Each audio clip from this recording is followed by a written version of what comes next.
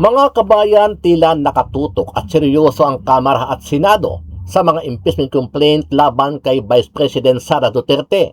Sinabi ni Senate President Vicente Soto III na Lunes hanggang Biyernes ang ilalaan ng Senado sakaling umabot sa kanila ang bagong impeachment complaint laban kay VP Sara. Giit ni Soto, hindi na dapat patagalin ang proseso ng impeachment. Ayon pa sa kanya, naglalaan o maglalaan ang Senado ng oras tuwing hapon hanggang matapos ang sesyon mula Lunes hanggang Biyernes. Ito ay upang mapabilis ang pagtalakay sa reklamo laban sa pangalawang Pangulo. Samantala, kasabay nito tuluyan namang ibinasura ang impeachment complaint laban kay Pangulong Ferdinand Bongbong Marcos Jr. Sa butong 34-9, formal nang inaprobahan ng House Justice Committee ang committee report na tuluyang bumabasura sa impeachment complaint laban kay Pangulong Bongbong Marcos Jr. Nauna nang idineklara ng committee na sufficient and firm ang dalawang reklamo, ngunit kinapos naman sa nilalaman nito. Tanong ng ating mga kababayan, paano kaya ang impeachment complaint laban naman dito kay VP Sara Duterte? Ibabasura din kaya nila ito o itutuloy hanggang sa makarating sa Senado? Yan po ang ating aabangan. Ang nagbigay ng tuldok sa proceedings na ginanap dito sa Justice Committee, no? Doon sa committee report, pinagtibay po yung pinagbotohan last February 4, insufficiency in substance of both the De Jesus complaint and the Masa et al. Complaint. And in consideration of this position in the committee report, pinagbotohan na rin po on the same vote, yung accompanying resolution which incorporates the dismissal of the impeachment complaint. No? So in other words, dahil nanindigan ng Justice Committee na hindi sufficient in substance, ang De Jesus at Masa et al. Complaint ay pinagtibay na din na i-dismiss itong dalawang impeachment complaint na ito laban sa ating Pangulo. Ano ang masasabi mo dito, kabayan? Sama-sama nating panoorin ang buong video at pakikomment niyo po ang inyong mga reaksyon at sariling opinyon. Committee on Public Accounts Chairperson at Bicol Saro Party List Representative Terry Ridon na ilalantad ni Ramil Madriaga kung sino-sino sina Mary Grace Piatos at iba pang recipients ng confidential funds ni Vice President Sara Duterte, dati umanong bagman ng Vice Presidente sa Madriaga at nag-aakusang galing umano sa drug dealers at pogos ang salaping ginamit ni VP Duterte sa pangangampanya para sa 2022 elections. Git ni Representative Ridon, kung may alam si Madriaga tungkol sa mga bogus na pangalan, panahon na para mailahan ito, magkaroon ng linaw ang kontrobersiya, lalo na atnyat hindi sinasagot ni Vice President Duterte ang issue. Handa naman umanong humarap si Madriaga sa gagawing investigasyon kung ipatatawag siya sa Kongreso, Senado o maging sa Office of the Ombudsman. Alam niya, no, kasi nag-aral naman ng abogasya yan. Alam niya, the fact na nag-execute siya ng affidavit, pwede siyang ipatawag sa Kongreso, sa Senado, or sa Ombudsman. So, yung willingness niya, yes. Basta makareceive siya ng subpoena or patawag, mag-a-appear po siya. Ito pong pag-aproba ng committee report kasamang accompanying resolution ang nagbigay ng tuldok sa proceedings na ginanap dito sa Justice Committee, no?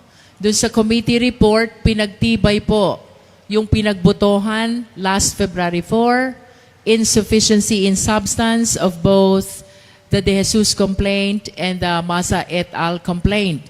And in consideration of this position in the committee report, pinagbotohan na rin po on the same vote, yung accompanying resolution which incorporates the dismissal of the impeachment complaint, no?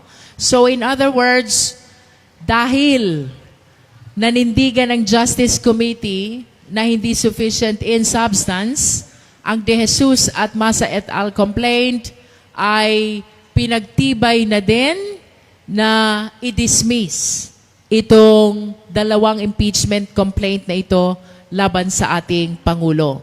Nevertheless, both the impeachment complaint and its accompanying resolution are subject to the approval or disapproval of the plenary once it is included in the order of business, no?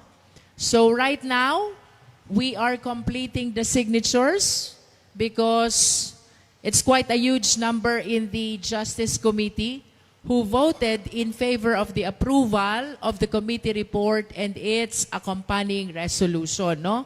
Once makompleto ang signatures ng mga members ng Justice Committee bumoto in favor of the approval, ito po ay aming ifo-forward na sa plenaryo and we will be waiting as to when the same will be included in the order of business upang mapagtalakayan naman po doon sa plenaryo. Para po ito'y ma-approve or ma-disapprove, the requirement is at least 1/3 vote of all the members of the House of Representatives. Expect the transmittal to the House plenary within the day po. We will definitely transmit today.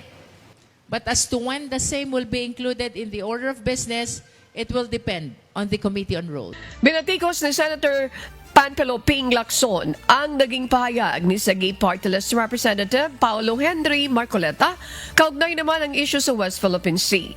Tinawag ni Senator Lacson na wala sa lugar ang naging pahayag ng kongresista na ad hominem o personal na pag-atake sa opisyal ng gobyerno at mga senador. Sa naunang pahayag ni Congressman Marcoleta sa kanyang Facebook page noong February 6, sinabi nitong dapat ihilera sa harap ng bakbakan ang spokesperson ng Philippine Coast Guard sakaling girahin ng China ang Pilipinas. Dapat din niya ang mga umano'y mayayabang na senador ang unang lumusob o kaya ay ibala sa kanyon. Iniimbitahan ng Philippine Coast Guard spokesperson for the West Philippine Sea, Commodore J. Tariela, sa Senator Rodante Marcoleta na sumama sa Kalayaan Island Group sa West Philippine Sea. Ayon kay Tariela, maaaring sumama sa Senator Marcoleta sa isasagawang Maritime Domain Awareness Flight sa hinaharap. Ang imbitasyon ni Tariela ay kasunod ng pahayag ni Senator Marcoleta sa pagdinig sa Commission on Appointments sa mga general ng Armed Forces of the Philippines. Dito, sinabi ni Senator Marcoleta na hayaan na lang ang Kalayaan Island Group dahil nasa labas naman ito ng 200 nautical miles na Exclusive Economic Zones o EEZ ng Pilipinas. Ma'am, on a different matter po, has the President spoken to Secretary Frasco and Secretary Herbosa? Because if we are going to base this on online noise, parang sila po yung dalawang miyembro ng Marcos Cabinet na malaki ang public dissatisfaction. Wala pong anumang pag-uusap patungkol po sa mga sinasabing mga dissatisfaction na binabanggit po sa social media, sa online, at yan lang man po ay puro espekulasyon. So ngayon po, ang dalawa pong kabinete, CABSEC, ay nag-i-enjoy pa rin po sila ng pagtitiwala ng Pangulo. Pero ma'am, may marching orders po ba ang Pangulo sa kanila regarding sa panunungkulan nila as Cabinet Secretary? Hindi lamang po sa kanila, sa lahat po ng kabinete. Pagbutihan ang trabaho, umiwas sa issue ng korupsyon, at pagandihin nila ang interes ng bawat Pilipino sa ating bansa. Salamat po.